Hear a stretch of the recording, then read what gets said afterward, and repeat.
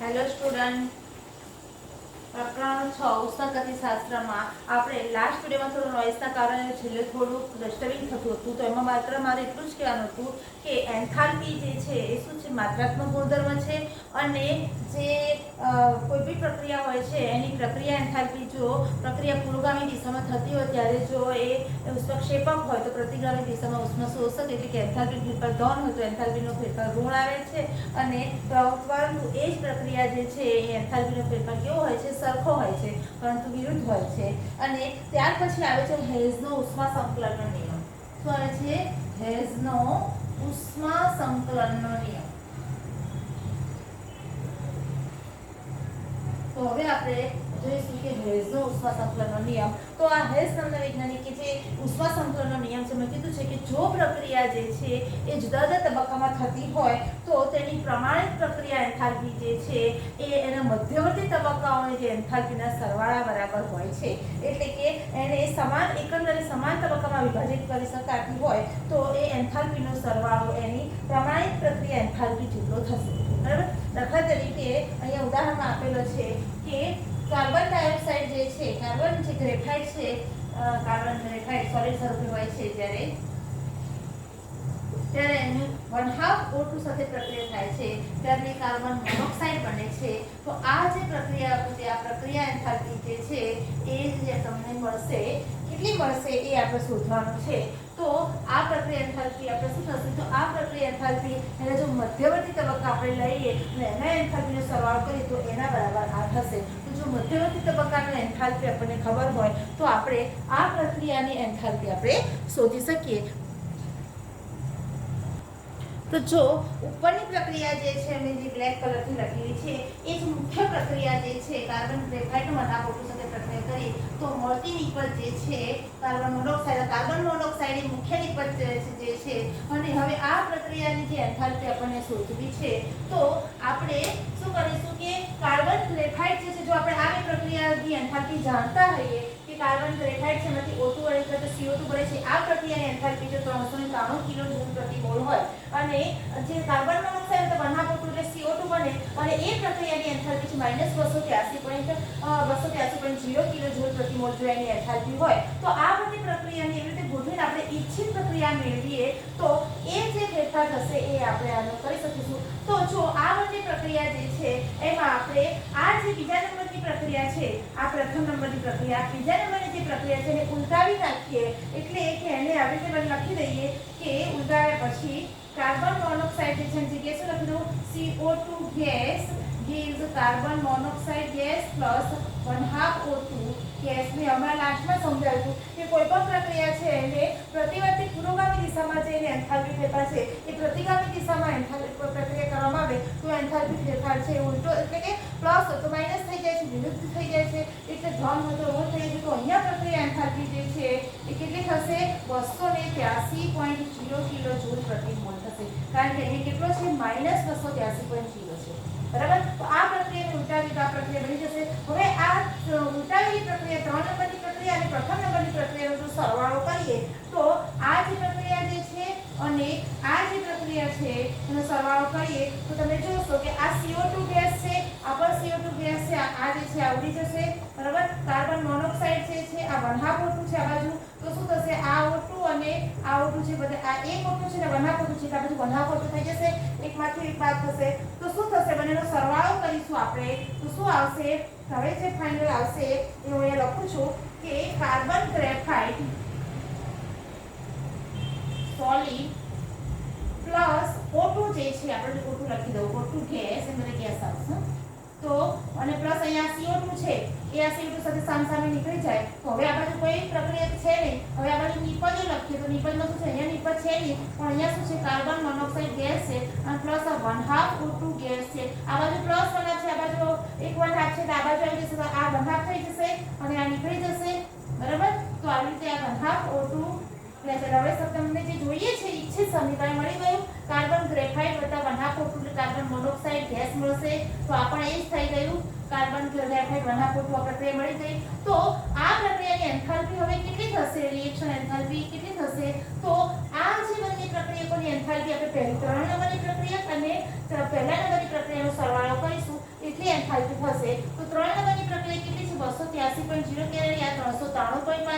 એમાં ઉમેરી દઈએ 283.0 કેલરી। તો હવે શું આવશે? માઇનસનો જવાબ આવશે, કારણ કે -393 એ મોટા છે એટલે માઇનસ આ 5 માંથી 5 જશે એટલે 5 વધશે, 0 અહીંયાથી 1 અને 1 એટલે -110.5 કિલો જૂલ પ્રતિ મોલ થશે।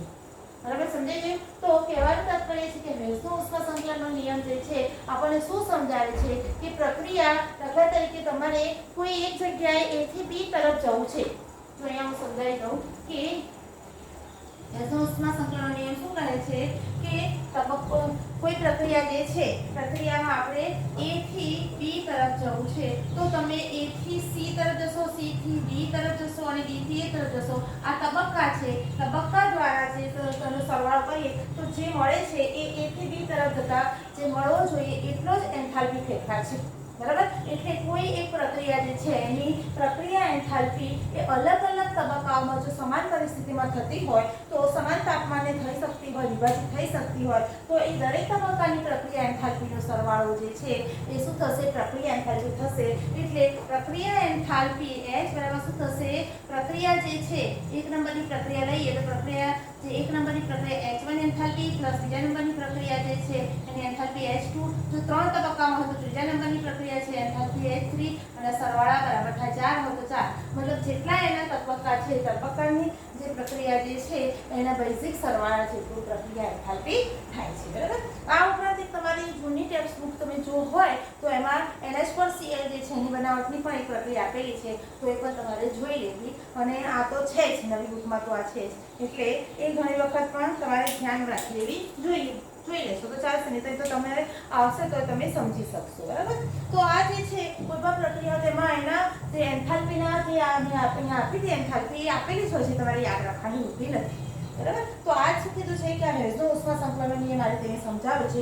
ત્યાર પછી હવે આગળ આપણે જોઈશું કે જુદા જુદા પ્રકારની પ્રક્રિયાઓ માટે એન્થાલ્પી, કે અલગ અલગ પ્રકારની પ્રક્રિયા થતી હોય, દહન એન્થાલ્પી છે, દહન પ્રક્રિયા થતી હોય તો દહન એન્થાલ્પી છે, પછી કોઈ બંધ તૂટવાની પ્રક્રિયા થતી હોય તો એને બંધ એન્થાલ્પી છે, તો વિયોજન એન્થાલ્પી કહે છે, પરમાણુની એન્થાલ્પી, બહુ અણુમાંથી પરમાણુ બનતા હોય તો પરમાણુની એન્થાલ્પી છે। તો આવી અલગ અલગ જે જુદા જુદા પ્રકારની પ્રક્રિયા છે એની સાથે સંકળાયેલી એન્થાલ્પી છે।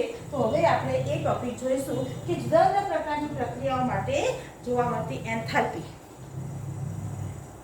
તો હવે આપણે જોઈશું દહન પ્રક્રિયા સાથે સંકળાયેલ એન્થાલ્પી, એટલે દહન પ્રમાણિત એન્થાલ્પી। તો દહન પ્રક્રિયા કેવી હોય છે? ઉષ્માક્ષેપક હોય છે। સામાન્ય રીતે કોઈ પણ વસ્તુનું દહન થાય છે તો શું થાય છે? એમાં ઉષ્મા છૂટી પડે છે, રાંધણ ગેસ છે એના બળતણ દ્વારા શું થાય છે? ઉષ્મા છૂટી પડે છે અને એનાથી આપણે ખોરાક રાંધી શકીએ છીએ। ત્યાર પછી ગ્લુકોઝના દહનની પ્રક્રિયા જે છે આપણા શરીરમાં થાય છે એ પણ કેવી છે કે ગ્લુકોઝના દહનની પ્રક્રિયા પણ કેવી છે? ઉષ્મા છૂટી પડે છે, એટલે આપણે જમ્યા પછી આપણા શરીરમાં ભૂખ લાગે એટલે આપણે જમ્યા પછી ખોરાકનું પાચન થાય છે એટલે આપણા શરીરમાં ઉર્જા મળે છે, એટલે જેનાથી આપણે કાર્ય કરી શકીએ છીએ। તો આમ આ જે દહનની પ્રક્રિયા જે છે એ શું છે? ઉષ્માક્ષેપક પ્રક્રિયા છે, જેનાથી આપણે ઉષ્મા પ્રાપ્ત થાય છે, ઉર્જા પ્રાપ્ત થાય છે। એટલે દહનની પ્રક્રિયા સાથે સંકળાયેલી એન્થાલ્પી કેવી કહીએ છીએ? દહન એન્થાલ્પી, પ્રમાણિત દહન એન્થાલ્પી તરીકે ઓળખીએ છીએ। તો દહન પ્રમાણિત એન્થાલ્પી જે છે એની વ્યાખ્યા કહીએ તો શું થશે કે પદાર્થનો 1 મોલ જથ્થો જે છે એને દહન પામે છે અને બધા જ પ્રક્રિયકોની નિપજ છે નિર્દિષ્ટ તાપમાને કેવા હોય? એની પ્રમાણિત અવસ્થામાં હોય ત્યારે જે એન્થાલ્પી ફેરફાર છે એને શું કહે છે? દહન પ્રમાણિત એન્થાલ્પી તરીકે ઓળખીએ છીએ। દાખલા તરીકે અહીંયા તમને સમજાવું કે ગ્લુકોઝ રાંધણ ગેસ જે છે, બ્યુટેન જે છે C4H10, એની જે દહનની પ્રક્રિયા જે છે તો એનાથી શું થશે? કાર્બન ડાયોક્સાઇડ વત્તા H2O પાણી। મેં તમને પહેલા જ કીધું હતું કે કોઈ પણ હાઇડ્રોકાર્બન હોય એનું દહન કરવું એટલે શું થાય? એને ઓક્સિજન સાથેની પ્રક્રિયા, બરાબર, અને એનાથી શું બને? હાઇડ્રોકાર્બન, આ હાઇડ્રોકાર્બન છે બ્યુટેન, કાર્બન હાઇડ્રોજનનું સંયોજન છે, મિથેન એ પણ હાઇડ્રોકાર્બન, કોઈ પણ પ્રકારનો હાઇડ્રોકાર્બન અને દહનની પ્રક્રિયા એને ઓક્સિજન સાથેની પ્રક્રિયા કહેવાય છે અને એમાંથી કાર્બન ડાયોક્સાઇડ અને પાણીનો અણુ બને છે। અને પછી આ પ્રક્રિયા જે છે એને શું કરવાની હોય છે? તમારે સંતુલિત કરવાની હોય છે। એટલે જો તમે સંતુલિત કરશો તો C4 છે એટલે તમે 4 મૂકી દેશો, બરાબર। આ જે પ્રક્રિયા જે છે અહીંયા કાર્બન કેટલા છે? 4 છે, તો અહીંયા C4H10 છે તો કાર્બન 4 મૂકી દેશો। અહીંયા હાઇડ્રોજન 10 છે તો અહીંયા 5 H2 તો 10 H2 થશે। આવી રીતે તમે જોશો તો કાર્બન સંતુલિત થઈ ગયા, ઓક્સિજન સંતુલિત કરવાના છે તો 4 × 8 અને 5 એટલે 8 ને 5 કેટલા થશે? 13, તો અહીંયા 13 મૂકશું પણ 2 અણુ છે એટલે 13 ભાગ્યા 2 કરી દઈશું તો આ પ્રક્રિયા સંતુલિત થઈ ગઈ। બરાબર, આવી રીતે પ્રક્રિયા સંતુલિત કરી દેશો તો આ જે છે બ્યુટેનના દહનની રોધન ગેસ છે એના દહનની પ્રક્રિયા જે છે તો એમાં જે એન્થાલ્પી પ્રક્રિયા એન્થાલ્પી કેટલી છે -2658.0 છે. કેટલી છે પ્રક્રિયા એન્થાલ્પી જે છે -2658.0 કિલો જૂલ પ્રતિ મોલ છે. આ શું છે આટલી ઊર્જા શું થાય છે છૂટી પડે છે ઉષ્માક્ષેપક પ્રક્રિયા છે. એટલે કહેવાનું તાત્પર્ય છે કે આ જે પદાર્થનો આ 1 મોલ જથ્થો છે અહીંયા આગળ એક સહગુણક 1 છે ત્યાં 1 મોલ જથ્થો જે છે એ દહન પામે છે ઓક્સિજનની હાજરીમાં. ત્યારે બધા જ પ્રક્રિયકો ઓક્સિજન પ્રક્રિયક જે છે એ ગેસ સ્વરૂપે છે તથા કાર્બન ડાયોક્સાઇડ ગેસ સ્વરૂપે છે, પાણી છે પ્રમાણિત સ્વરૂપે છે, લિક્વિડ સ્વરૂપે, એ બધા જ પ્રક્રિયકોને નિપજો જે આવા નિર્દિષ્ટ તાપમાન જે છે તેમની પ્રમાણિત અવસ્થામાં ઓક્સિજન પ્રમાણિત અવસ્થામાં O2 સ્વરૂપે છે, બરાબર, કાર્બન ડાયોક્સાઇડ ગેસ સ્વરૂપે હોય છે અને પાણી જે છે એમાં પ્રવાહી સ્વરૂપે છે. તો અહીંયા જે બધા જ પ્રક્રિયકો જે છે એની પ્રમાણિત અવસ્થામાં હોય ત્યારે જે એન્થાલ્પીનો ફેરફાર જે છે પ્રક્રિયા એન્થાલ્પી કેટલો છે 2658. આને શું કહે છે દહન પ્રમાણિત એન્થાલ્પી તરીકે ઓળખી છે. એટલે તમને ખ્યાલ આવી ગયો કે દહન પ્રમાણિત એન્થાલ્પી કોને કહેવાય. ત્યાર પછી જે કહેવામાં આવે છે કે પરમાણુની એન્થાલ્પી સંજ્ઞા આપી છે આયનાઇઝેશન એન્થાલ્પી કહીએ છીએ આપણે એને. તો પરમાણુની એન્થાલ્પી એટલે શું તો જ્યારે ડાયહાઇડ્રોજન વાયુ જે છે H2 સ્વરૂપે રહેલો છે તેમાંથી 2 હાઇડ્રોજન પરમાણુ જો છૂટા પડે તો આ ડાયહાઇડ્રોજનમાંથી 2 હાઇડ્રોજન પરમાણુ છૂટા પડે ત્યારે જે ઊર્જાનો ફેરફાર જે છે એને શું કહે છે આયનાઇઝેશન એન્થાલ્પી તો પરમાણુની એન્થાલ્પી તરીકે ઓળખીએ છીએ. પરંતુ તમે જોશો કે આ ડાયહાઇડ્રોજન જે છે H2 સ્વરૂપે જે છે અને એમાંથી 2 H પરમાણુ જે છે છૂટા પડી જાય એટલે તમે શું લખો 2H પરમાણુ તે લખો. મતલબ કે એ 2 હાઇડ્રોજન પરમાણુ જે આમ જોડાયેલા હતા એ છૂટી જશે અને એક H અને બીજો H છૂટો પડે છે. એટલે આ જે શું કહે છે કે બંધ વિયોજન એન્થાલ્પી પણ તમે કહી શકો છો. બરાબર, એટલે કહેવાનો મતલબ એવો છે કે અહીંયા જે કીધું છે કે પરમાણુની એન્થાલ્પી એટલે ડાયહાઇડ્રોજન જે છે એમાં જે આયોનાઇઝેશન એન્થાલ્પી પણ તમે એને કહી શકો છો, બંધ વિયોજન એન્થાલ્પી પણ કહી શકો છો, જે શું છે 435.0 કિલો કેલ્વિન જે છે આયોનાઇઝેશન એન્થાલ્પી શું છે 435.0 કિલો જૂલ પ્રતિ મોલ છે. બરાબર, એટલે આટલી એન્થાલ્પી શું છે ઉષ્મા શોષક છે એટલે બંધ તૂટે છે ત્યારે ઉષ્મા શું થાય છે શોષાય છે એટલે ઉષ્મા વપરાય છે. બરાબર, એટલે બંધ તૂટવાની સ્વાભાવિક રીતે મોટાભાગે બંધ તૂટવાની પ્રક્રિયા કેવી છે ઉષ્મા શોષક છે અને બંધ જોડાવાની પ્રક્રિયા કેવી છે ઉષ્મા ક્ષેપક છે. મેં તમને પહેલા જ ઘણી વખત પેલા આગળ જે આપણે બંધ પ્રાચલો જે છે એમાં સમજાવ્યું હતું કે જ્યારે બંધ બનશે એટલે શું થશે બંધ બનશે ત્યારે ઉષ્મા વપરાશે, ઉષ્મા છૂટી પડશે, બે મિક્સ થશે એની ખ્યાતિ બહાર જશે એટલે ઉષ્મા છૂટી પડશે અને બંધ જ્યારે તૂટશે ઝઘડા થશે બંધ તૂટશે એટલે ઊર્જા બંનેની વપરાઈ જશે. તો અહીંયા બંધ તૂટે છે છૂટા પડે છે એટલે શક્તિ વપરાઈ જાય છે એટલે એમાં જે એન્થાલ્પી છે એ ધન આવે છે. એટલે યાદ રાખવા માટે મેં એવું સમજાવ્યું હતું કે તમારે સમજવાનું કે આયોનાઇઝેશન એન્થાલ્પી બંધ તૂટવાની એન્થાલ્પી જે છે તે પરમાણુમાંથી શું થાય અણુમાંથી પરમાણુ જ્યારે છૂટા પડે છે ત્યારે જે એન્થાલ્પી જે છે એ એન્થાલ્પી કેવી આવે છે ધન એન્થાલ્પી આવે છે. એટલે કે પ્રક્રિયા ઉષ્મા શોષક છે. અને આ જે પ્રક્રિયા જે છે સમજાવી છે એટલે કે ડાયહાઇડ્રોજન બાબતમાં આ ડાયહાઇડ્રોજનની બાબતમાં પરમાણુની એન્થાલ્પી શું આપણે બંધ વિયોજન એન્થાલ્પી પણ કહી શકીએ છીએ. ત્યાર પછી મિથેનના અણુની વાત કીધી છે અહીંયા કે મિથેનનો અણુ જે છે બહુપરમાણુ મિથેનનો અણુની વાત કરીએ તો CH4 નો અણુ જે છે એનામાં આપણે જોઈએ તો CH4 ના અણુ જે છે એમને શું થાય છે CH4 અણુ જે ગેસ જે છે એમાંથી શું થશે કાર્બન ગેસ વત્તા 4 પરમાણુ હાઇડ્રોજન છે. બરાબર, તો આ જે પરમાણુમાં છૂટા પડવાની ક્રિયા છે પ્રક્રિયા થાય છે આ પણ પરમાણુની એન્થાલ્પી તરીકે ઓળખવામાં આવે છે. તો અહીંયા જે આ પરમાણુની આયોનાઇઝેશન એન્થાલ્પી જે છે 1665 કિલો જેટલી છે. આયોનાઇઝેશન એન્થાલ્પી 1665 કિલો જૂલ પ્રતિ મોલ છે. અને અહીંયા તમે જોશો તો કાર્બન જે છે એને 4 બંધ તૂટે છે. કાર્બન આ બાજુ અહીંયા 4 હાઇડ્રોજન છે. તો આ ચારે હાઇડ્રોજન બંધ જે છે આ એક તૂટશે બીજો ત્રીજો અને ચોથો. તમને ખ્યાલ આવી ગયો. તો ચારે હાઇડ્રોજન સાથે કાર્બન સાથે 4 બંધ છે અને કાર્બન છૂટો પડશે જ્યારે એટલે હાઇડ્રોજન પરમાણુ અલગ પડશે એટલે શું થશે કે 4 બંધ અહીંયા તૂટે છે. એટલે અહીંયા પરમાણુકરણ જે એન્થાલ્પી જે છે એ પરમાણુકરણ એન્થાલ્પી જે છે શું છે કાર્બન અને હાઇડ્રોજન પરમાણુ વાયુ કલામાં છે તો છે કે એવી કિસ્સામાં શું થાય છે કે આ એન્થાલ્પી જે છે એને પરમાણુ એન્થાલ્પી પણ કહી શકીએ છીએ. અને એની બંધ વિયોજન એન્થાલ્પી જો આપણે જોવા જઈએ તો બંધ વિયોજન એન્થાલ્પીમાં શું થાય છે કે દરેકે દરેક બંધ છે એને તોડવા માટે અલગ અલગ ઊર્જાની જરૂર પડે છે. એટલે જો ટોટલ એની ઊર્જા જે છે 1665 કિલો જૂલ પ્રતિ મોલ થતી હોય તો જો એના દરેકે દરેક બંધ જે છે કે CH4 જે છે બરાબર એમાંથી CH3 બંધ બનશે અને પહેલા એક હાઇડ્રોજન છૂટો પડશે, ફરી પાછા CH3 માંથી CH2 બનશે અને એક હાઇડ્રોજન છૂટો પડશે. આમ દરેક વખતે જે પરમાણુ છૂટા પડે છે તો એમ કરીને છેલ્લે કાર્બન રહેશે અને બધા હાઇડ્રોજન છૂટા પડશે. 4 વખત હાઇડ્રોજન CH બંધ ફૂટશે તો દરેક વખતે ઊર્જા અલગ અલગ છે. એટલે હેઝના ઉષ્મા સંકલનના નિયમ પ્રમાણે બધા જ જે તબક્કા છે એનો જો સરવાળો કરશો તો જે આવે છે 1665 કિલોજૂલ એટલો જ આવશે. પરંતુ કહેવાનું એવું છે કે આપણે જ્યારે એની બંધ વિયોજન એન્થાલ્પી લેવાની હોય ત્યારે આવા પરમાણુ માટે આપણે બંધ વિયોજન એન્થાલ્પી કેવી લેવામાં આવે છે?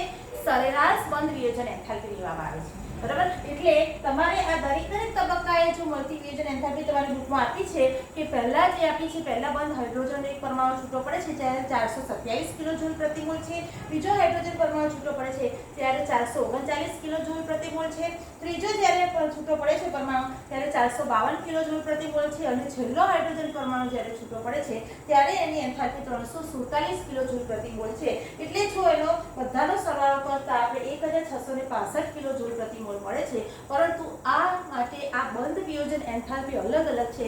એટલે જ્યારે પણ ગણતરીમાં લેવામાં આવે છે ત્યારે આવા અણુ માટે આ બંધ વિયોજન એન્થાલ્પી સરેરાશ બંધ વિયોજન એન્થાલ્પી એટલે કે આના ભાગ્યા 4 કરીને 1 CH બંધની જે સરેરાશ બંધ વિયોજન એન્થાલ્પી લેવામાં આવે છે.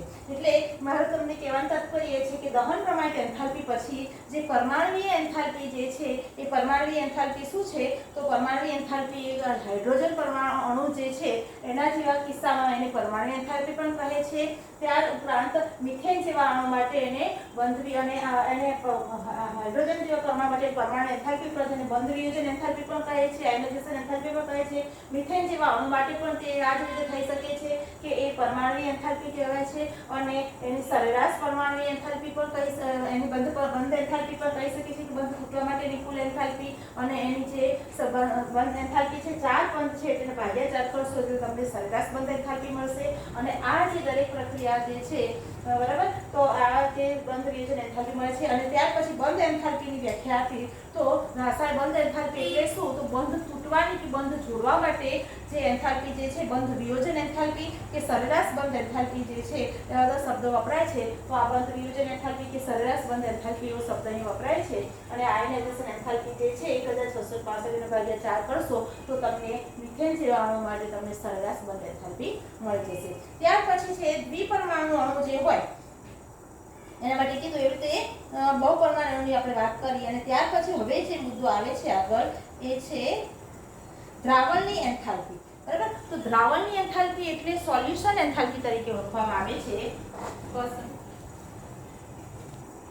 બંધ એન્થાલ્પી આપણે જોતા હતા ત્યારે એક મુદ્દો આ ખાસ યાદ રાખવાનો છે કે જ્યારે વાયુ કલા હોય ત્યારે શું યાદ રાખવાનું કે વાયુ કલા હોય ત્યારે પ્રક્રિયાની પ્રમાણિત એન્થાલ્પી જે છે પ્રક્રિયા એન્થાલ્પી ડેલ્ટા આર એટલે મતલબ કે રિએક્શન એન્થાલ્પી ડેલ્ટા એચ જે છે એ પ્રક્રિયકો જે છે એના જે બંધ એન્થાલ્પી જે છે વાયુમય પ્રક્રિયામાંના પ્રક્રિયકો અને નિપજોની બંધ એન્થાલ્પી સાથે સંકળાયેલી છે. એટલે પ્રક્રિયા એન્થાલ્પી માટે તમે સૂત્ર લખી શકો કે સિગ્મા એટલે સરવાળો ઓફ બંધ એન્થાલ્પી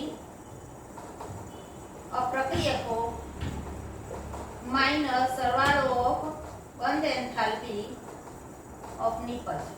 બરાબર. એટલે પ્રક્રિયકોની બંધ એન્થાલ્પીનો સરવાળો અને નિપજોની બંધ એન્થાલ્પી જે છે એનો સરવાળોનો જે તફાવત લેવામાં આવે તો એ શું થાય છે? પ્રક્રિયા એન્થાલ્પી થાય છે. આ માત્ર વાયુ કલા માટે છે. એટલે વાયુ કલા માટે પ્રક્રિયા જે એન્થાલ્પી એ આ બંધ એન્થાલ્પી પરથી આપણે પણ શોધી શકીએ છીએ. બરાબર. ત્યાર પછી આવે છે કે દ્રાવણની એન્થાલ્પી જે છે સોલ્યુશન એન્થાલ્પી. હવે શું લખીશું આપણે? Solution દ્રાવણની enthalpy.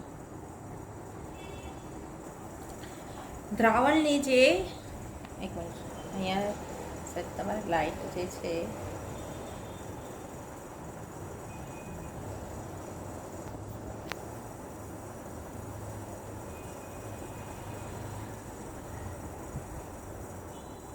તો કહેવાનો મતલબ એ છે કે સોલ્યુશન એન્થાલ્પી એટલે દ્રાવણની એન્થાલ્પી એ શું છે કે જ્યારે કોઈ દ્રાવ્ય છે એને દ્રાવકમાં ઓગાળવામાં આવે છે એટલે ત્યારે 1 મોલ પદાર્થ જે છે એને નિશ્ચિત જથ્થાના દ્રાવકમાં ઓગાળવામાં આવે છે ત્યારે એને મંદન એમાં થાય છે. એટલે અનંત મંદને દ્રાવણની એન્થાલ્પી એ એવો એન્થાલ્પી ફેરફાર છે કે જે પદાર્થ જે છે એને દ્રાવકના અનંત જથ્થામાં જ્યારે ઓગાળવામાં આવે છે ત્યારે દ્રાવ્ય અને દ્રાવકના અણુ વચ્ચે જે પારસ્પરિક ક્રિયા થાય છે એને ઓગળવા ઓગાળવામાં આવે તો ત્યારે થતો જે એન્થાલ્પી ફેરફાર છે એ દ્રાવણનો એન્થાલ્પી ફેરફાર કહેવાય છે. એટલે કે દ્રાવ્ય પદાર્થ છે, દાખલા તરીકે મીઠું કે ખાંડ છે એને પાણીમાં ઓગાળવામાં આવે છે તો એવી રીતે NaOH છે એને પાણીમાં ઓગાળવામાં આવે છે. એટલે કોઈ પણ દ્રાવ્ય પદાર્થ છે એને પાણીમાં મતલબ પાણીથી કોઈ પણ દ્રાવકમાં ઓગાળવામાં આવે છે એટલે કે દ્રાવ્ય પદાર્થને શું કીધું છે, દ્રાવકના અનંત જથ્થામાં ઓગાળવામાં આવે છે અને ત્યારે એ દ્રાવ્ય અને દ્રાવક વચ્ચે જે પારસ્પરિક ક્રિયા એટલે તમારે યાદ રાખવાનું કે આકર્ષણ કે અપાકર્ષણ બંનેની ક્રિયા આવી શકે છે. તો એના લીધે થોડુંક ફેરફાર થાય છે. એને નગણ્ય ગણી લઈએ, એને સૂક્ષ્મ ગણી લઈએ ત્યારે એ જે શું થાય છે, એન્થાલ્પીનો ફેરફાર જે છે એને એ દ્રાવણ માટે શું કહે છે, એક મોલ પદાર્થ જે છે એને ઓગાળીએ નિશ્ચિત જથ્થામાં ત્યારે જ થતો એન્થાલ્પીનો ફેરફાર છે. એટલે અનંત મંદને દ્રાવ્ય થાય છે ત્યારે થતો એન્થાલ્પી ફેરફાર એને શું કહે છે, સોલ્યુશન એન્થાલ્પી. એટલે કે એનું સાઇન જે છે ડેલ્ટા સોલ્યુશન એન્થાલ્પી. H શું કહેવાશે, સોલ્યુશન એન્થાલ્પી એટલે કે દ્રાવણની એન્થાલ્પી. બરાબર. હવે આ જે દ્રાવણની એન્થાલ્પી છે તો તમે જોશો કે મોટા ભાગનો પદાર્થ જે છે એ જે દ્રાવણની એન્થાલ્પી જે છે સોલ્યુશન એન્થાલ્પી એ પ્રક્રિયા કેવી છે, ઉષ્મા શોષક પ્રક્રિયા છે. એટલે સોરી એ ધન આવે છે એટલે શું આવે છે, ઉષ્મા શોષક પ્રક્રિયા છે. ડેલ્ટા H નું મૂલ્ય મોટાભાગે જે પ્રક્રિયા જે છે ડેલ્ટા H નું મૂલ્ય કેવું આવે છે, ધન આવે છે. એટલે શું થાય છે, ઉષ્મા શોષક પ્રક્રિયા છે અને એટલે મોટાભાગની કોઈ પણ વસ્તુ ઓગાળવામાં આવે છે ત્યારે તાપમાન વધારવામાં આવે તો એ ઝડપથી ઓગળી જાય છે એટલે કે ઝડપથી દ્રાવ્ય થાય છે. નોર્મલ ઉદાહરણ આપું કે ખાંડને પાણીમાં ઓગાળવાની છે તો આ પણ કેવી છે, ઉષ્મા શોષક પ્રક્રિયા છે. એટલે જો તમે થોડું પાણી ગરમ કરશો તો ગરમ પાણીમાં ખાંડ ઝડપથી ઓગળી જશે. બરાબર. પણ એક પ્રક્રિયા જે છે ઉષ્માક્ષેપક પ્રક્રિયા જે છે તો ઉષ્મા શોષક પ્રક્રિયા હોય અને ઉષ્માક્ષેપક પ્રક્રિયા જે છે જેમાં ઉષ્મા છૂટી પડે છે ઓલરેડી. બરાબર. તો એવી પ્રક્રિયા હશે અને તમે ઉષ્મા આપશો તો શું થશે, ત્યારે એ પ્રક્રિયા શું થશે, દ્રાવ્યતા એની ઘટશે. બરાબર. તો આ ખાસ યાદ રાખવાનું. પરંતુ મોટાભાગની પ્રક્રિયા કેવી છે, ઉષ્મા શોષક પ્રક્રિયા છે. એટલે તાપમાનના વધારા સાથે દ્રાવ્યતા કેવી થાય છે, વધતી જાય છે. અને આ જે સોલ્યુશન એન્થાલ્પી દ્રાવણની એન્થાલ્પી જે છે એમાં શું થાય છે કે જેમ જેમ દ્રાવ્ય પદાર્થ જે છે એ દ્રાવકમાં ઓગળતો જાય અને જો દ્રાવક તરીકે પાણી આપણે લીધું હોય તો પ્રથમ તો શું થાય છે કે એ દ્રાવ્ય પદાર્થ છે એના એ પોતે જે દ્રાવ્ય પદાર્થ જે છે એના સ્ફટિક લેટાઈસમાં એના આયનો છે ગોઠવાયેલા હોય છે અને ધીમે ધીમે શું થાય છે, એ આયનો ત્યાંથી છૂટા પડે છે. એટલે એનું જેટલું બંધારણ મજબૂત હશે તો એ ઝડપથી છૂટા નહીં પડે. એટલે લેટાઈસ એન્થાલ્પી કહેવાય છે એને, જે બંધારણમાં એને જોડાયેલી એન્થાલ્પી છે. તો જો લેટાઈસ એન્થાલ્પી શું હશે, વધારે હશે તો ઝડપથી છૂટા નહીં પડે તો એની દ્રાવ્યતા ઓછી હશે. એટલે કહેવાનું તાત્પર્ય છે કે આ જે સોલ્યુશન એન્થાલ્પી બરાબર શું થશે, તો એ લેટાઈસ એન્થાલ્પી પ્લસ એ આયનો છૂટા પડી અને પાણીના અણુ સાથે પાણી એટલે દ્રાવકના અણુ સાથે જોડાય છે. દ્રાવક તરીકે પાણી હોય તો દ્રાવકના અણુ સાથે એને મિશ્ર થવું એને શું કહે છે, જલીયકરણ એન્થાલ્પી.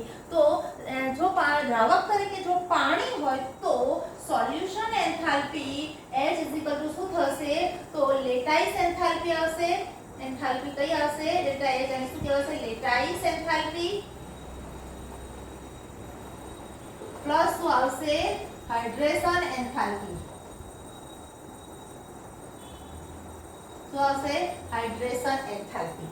તો આ સોલ્યુશન એન્થાલ્પી બરાબર લેટાઈસ એન્થાલ્પી વત્તા શું થાય છે, હાઇડ્રેશન એન્થાલ્પી થાય છે. એટલે જો દ્રાવક તરીકે પાણી હોય તો હાઇડ્રેશન એન્થાલ્પી કહેવાય. બરાબર. અને અન્ય પદાર્થો તો એની સાથે જે એન્થાલ્પી થાય છે એ એન્થાલ્પી લેવાય. મતલબ કે આ જે લેટાઈસ એન્થાલ્પી જો શું હશે, વધારે મજબૂતાઈથી અણુ જોડાયેલો હશે તો લેટાઈસ એન્થાલ્પી વધારે હશે તો દ્રાવ્યતા શું થશે, વધારે ઉષ્મા દ્રાવ્ય સોલ્યુશન એન્થાલ્પી શું થશે, વધારે એટલે ઝડપથી દ્રાવ્ય થશે નહીં.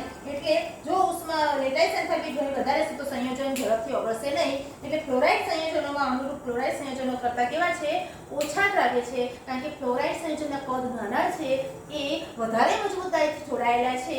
એટલે ફ્લોરાઇડ સંયોજનો એ ક્લોરાઇડ સંયોજનની સરખામણીમાં કેવા છે, ઓછા દ્રાવ્ય છે. NaCl જે છે એ ઝડપથી દ્રાવ્ય થાય છે, ક્લોરાઇડ સંયોજન છે. પરંતુ ફ્લોરાઇડ સંયોજનો કોઈ NaF કેવો કોઈ બી અન્ય પદાર્થ ફ્લોરાઇડ સંયોજનો તો એટલો ઝડપથી દ્રાવ્ય થતો નથી. તો આ ખાસ એનું કારણ છે કે જેમ એ લેટાઈસ એન્થાલ્પી વધારે છે તે ઝડપથી દ્રાવ્ય થશે નહીં. તો સોલ્યુશન એન્થાલ્પી બરાબર શું થાય છે, લેટાઈસ એન્થાલ્પી વત્તા હાઇડ્રેશન એન્થાલ્પી જે છે થાય છે.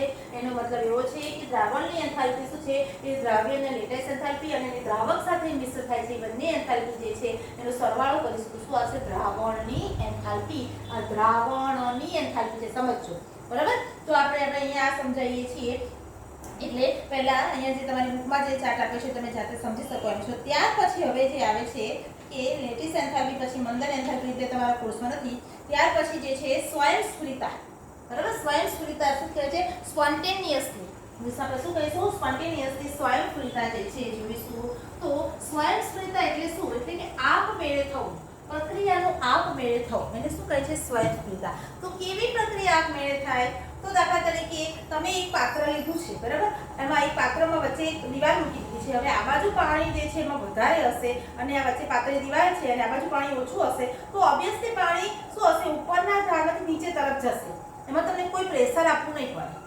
બરાબર ક્યાં સુધી જશે ત્યાં સુધી સંતુલન બંને સપાટીમાં નહીં થશે ત્યાં સુધી એ તરફ વહેતું જશે કોઈ પણ જગ્યાએ આપણે જો તળાવ હશે તો તળાવમાં શું હશે બાજુમાં કંઈક નીચાણવાળો ભાગ હશે તો પહેલા પાણી એ તરફ જશે તો શું થશે પાણી હંમેશા શું થાય છે ઊંચાવાળા ભાગથી નીચા તરફ જાય છે એટલે એ આપમેળે થતી પ્રક્રિયા છે એમાં કોઈ દબાણ લગાવવું પડતું નથી તો આવી રીતે જે પ્રક્રિયા થાય છે કે સંતુલન ક્યાં સુધી રકાબી જે છે એમાં તમે ચા મૂકશો બરાબર તો ગરમ ચા હશે તો તમે ખુલ્લી મૂકશો તો તમને કંઈ એને ઠંડી પડવા માટે કંઈ ક્રિયા કરવી પડે આપમેળે ગરમ હવામાંથી જે વાતાવરણમાં ઠંડુ જે છે એ તરફ શું કહેશે ઉષ્માનું વિનિમય થતો રહેશે એમાં કોઈ કાર્ય કરવું પડતું નથી એટલે કહેવાનું તાત્પર્ય એ છે કે આપમેળે થતી જે પ્રક્રિયા જે છે ઉષ્માગતિશાસ્ત્ર પ્રમાણે ઉષ્મા ગુમાવવાની પ્રક્રિયા જે છે જે પર્યાવરણ સાથે જ્યારે સંતુલન નહીં થાય ત્યાં સુધી ઉષ્મા ગુમાવશે બરાબર વાતાવરણમાં જો ગરમાટ હશે ઉનાળાનું વાતાવરણ હશે તો થોડી ગરમ રહેશે કારણ કે વાતાવરણમાં જ ગરમી છે એટલે ત્યાં સુધી સંતુલન જળવાશે પરંતુ વાતાવરણમાં ઠંડી હશે શિયાળાની ઠંડી હશે તો વધારે ઠંડી થશે ત્યાં સુધી ઠંડી થશે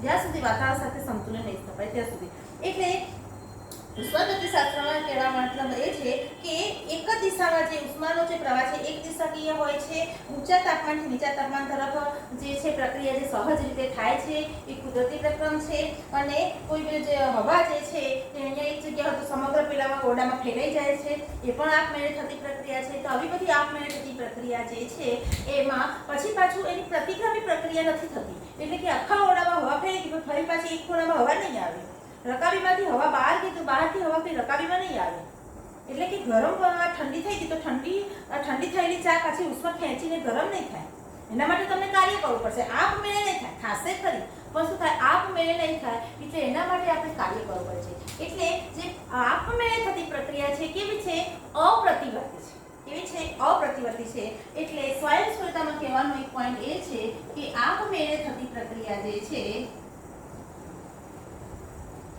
કેવી છે સ્વયંસ્ફુરિતા ધરાવતી પ્રક્રિયા છે સોરી આપમેળે થતી પ્રક્રિયા કેવી છે તો અપ્રતિવર્તી પ્રક્રિયા છે કેવી છે અપ્રતિવર્તી પ્રક્રિયા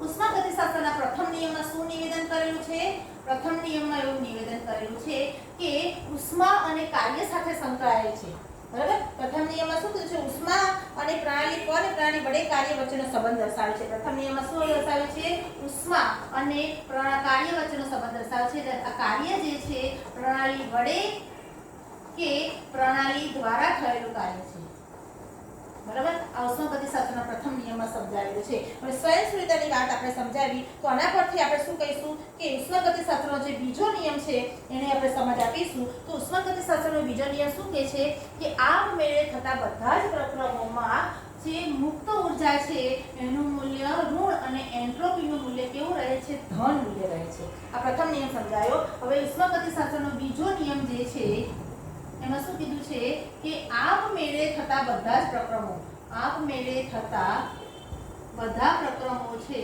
એમાં એન્ટ્રોપી જે છે એ કેવું છે એન્ટ્રોપીનું મૂલ્ય વધે છે અને મુક્ત ઉર્જા જે છે એનું મૂલ્ય કેવું થાય છે ઘટે છે બરાબર એટલે આપમેળે થતા બધા પ્રક્રમોમાં હવે મેં તમને સમજાવી દીધું કે આપમેળે થતા પ્રક્રમો કયા છે તમને ખ્યાલ આવી ગયો બરાબર આપમેળે જેમાં કોઈ તમને કાર્ય કરવું પડતું નથી તો આવા બધા પ્રક્રમો જે છે કેવા છે આપમેળે થતા પ્રક્રમ છે કોઈ બાહ્યકારક સિવાય પ્રતિકાર્ય કોઈ બાહ્ય રીતે કોઈ પણ બાહ્યકારક કાર્ય કોઈ કરવું પડતું નથી પરંતુ જો બાહ્યકારક કરવું પડે તો એ જે આપમેળે થતી બધી પ્રક્રિયા છે એ પ્રતિવર્તી કરવી તો કોઈ બાહ્ય રીતે કાર્ય કરવું પડે એમને આપમેળે થતી નથી બરાબર વહીવટી જે સમજાવ્યું ત્યાર પછી બીજો નિયમ મેં લખ્યો છે તો અહીંયા કહેવાનો મતલબ કે આ નિયમ સમજવો છે તો આ નિયમ સમજવા માટે પહેલા બે શબ્દો જે છે એન્ટ્રોપી મુક્ત ઉર્જા આ બે શબ્દો સમજવા પડે બરાબર તો પહેલા હું તમને સમજાવું કે એન્ટ્રોપી એટલે શું બરાબર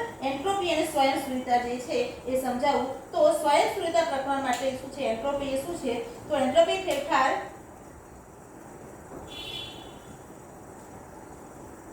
હા દાખલા તરીકે એન્ટ્રોપી એટલે પહેલા તમને એવું કહું કે એન્ટ્રોપી એ શું છે તમે કદાચ આ પહેલી વાર શબ્દ સાંભળ્યો હશે એન્ટ્રોપી અવ્યવસ્થાનો માપદંડ છે શું છે અવ્યવસ્થાનો માપદંડ એટલે કે જ્યાં અવ્યવસ્થા વધારે છે ત્યાં આપણે શું કહીશું એન્ટ્રોપી વધારે છે જ્યાં વ્યવસ્થા હશે ત્યાં શું કહીશું એન્ટ્રોપી ઓછી છે એટલે અવ્યવસ્થાનું માપદંડ જે કહેવાય શું કહેવાય છે અવ્યવસ્થાનું માપ છે બરાબર એટલે કે દાખલા તરીકે કોઈ પદાર્થ છે એના અણુ જે છે નિયમિત રીતે વ્યવસ્થિત આમ ગોઠવાયેલા હશે તો આવા ગોઠવાયેલા અણુ શેમાં હોય ઘન પદાર્થમાં હોય છે બરાબર તો એનો મતલબ એવો કે ઘન પદાર્થમાં અણુની વ્યવસ્થિત ગોઠવણી છે એટલે અહીંયા એન્ટ્રોપીનું મૂલ્ય કેવું છે એન્ટ્રોપી S નું મૂલ્ય કેવું હશે ઓછું છે બરાબર હવે એમાંથી જ્યારે પ્રવાહી અવસ્થામાં ફેરવાય છે તો આપણને તો શું થશે થોડા છૂટા અવસ્થામાં હશે બરાબર તો આ જે અવસ્થા જે છે પ્રવાહી અવસ્થા છે તો અહીંયા એન્ટ્રોપી આના કરતા એન્ટ્રોપી કેવી છે વધુ છે બરાબર એન્ટ્રોપી વધુ છે પણ હવે જો વાયુ અવસ્થામાં હશે તો વાયુ અવસ્થામાં એકદમ છૂટા હોય છે બહુ જ અંતર હોય છે વચ્ચે તો આવી વખતે શું થાય છે ગમે તેમ એના જગ્યા વચ્ચે સ્પેસ વધારે છે અને ગમે તેમ અવ્યવસ્થામાં ફરે છે બરાબર તો વાયુ અવસ્થામાં એન્ટ્રોપીનું મૂલ્ય કેવું આવે છે સૌથી વધારે કારણ કે ત્યાં અણુઓની કોઈ વ્યવસ્થા જ હોતી નથી કોઈ ચીજ દાખલા તરીકે બીજું એક ઉદાહરણ આપું કે જ્યારે સ્કૂલમાં તમે અભ્યાસ કરતા હોય છો તમારા તાસ પીરિયડ શરૂ હોય છે ટીચર ભણાવતા હોય છે ત્યારે બધા જ છોકરાઓ દરેક ધોરણના પોતપોતાના ક્લાસમાં બેસેલા હોય છે અને વ્યવસ્થિત બેન્ચીસમાં બેઠેલા હોય છે ત્યારે જો સ્કૂલનો એક ફોટો લેવામાં આવે તો બધી જ વ્યવસ્થા વ્યવસ્થિત છે બરાબર પરંતુ જેવી રિસર્ચ પડશે એટલે બધા છોકરા બહાર આવશે અને પછી ક્લાસમાં છોકરાઓ આના છોકરા પેલા ક્લાસમાં બધે અવ્યવસ્થા કલબલાટ અવાજ થઈ જાય છે અને કોઈ વ્યવસ્થા જવાતી નથી ત્યારે એન્ટ્રોપીમાં શું થયું કહેવાય વધારો થયો કહેવાય એટલે એન્ટ્રોપીમાં વધારો એટલે અવ્યવસ્થાનું માપદંડ બતાવે છે બરાબર એટલે તમને ખ્યાલ આવી ગયો કે આ એન્ટ્રોપી શું છે હવે સ્વયંસ્ફુરિતા સાથે એન્ટ્રોપીનો કઈ રીતે સંબંધ છે આપણે જોઈએ